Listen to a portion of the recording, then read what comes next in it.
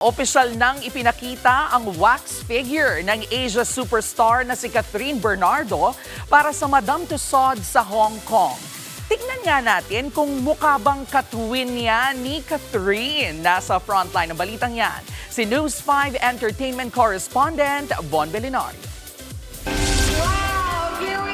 Catherine has arrived. Dalawang Catherine in one frame. Oh, kamukhang kamukha, di ba? Mula ulo hanggang paa, kawangis ang ating bida. Opisyal na ngang inilunsad ang Madame Tussauds wax figure ni Asia superstar Catherine Bernardo. Si Cat mismo napawaw sa kanyang wax counterpart. Nung nakita ko kanina, natakot ako.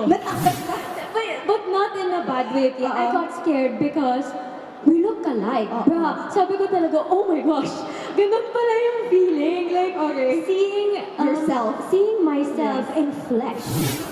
Hango ang wax figure na suot ni Catherine sa South Korea nang tumanggap siya ng parangal doon noong 2023 para sa Seoul International Drama Award.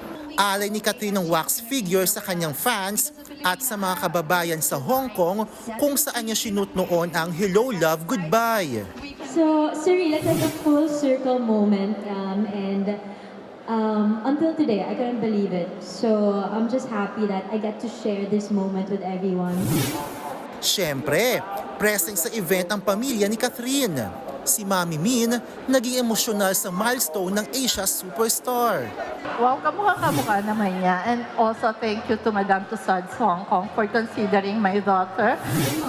Naroon din ang co-star ni Catherine sa Someone Someday na si Maha Salvador to show her support. Abangan ng Someone Someday sa TV5 pagkatapos ng Sigabo.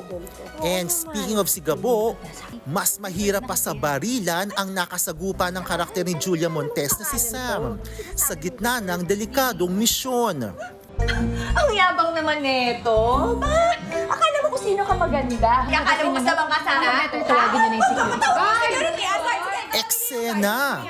Kaya pati ang boss ng tindahan lumabas na. Mr. Chan! May nanggugulo po dito. Kanina pa. Customer natin. Ay, Mr. Chan! Teka! Tekla! Na para ka atang nakakita ng multo. Nakipag-away kaya ako para lumabas yung may-ari.